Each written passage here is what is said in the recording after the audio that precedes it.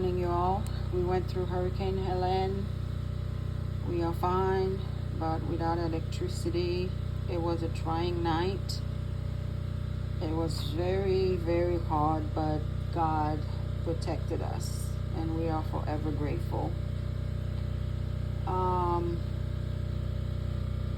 Remember the dough that we made last night? Look at that. Look how incredible the yogurt dough. So we have the campfire stove. We don't have electricity, so campfire stove. Well, the generator is on for the refrigerator. So look at that. Look how beautiful. Look, it is silky. It is stretchy. Look. So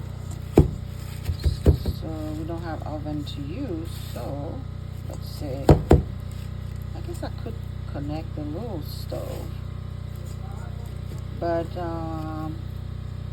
we're probably gonna make flatbread with this. Okay, have a blessed day, you all. Stay safe.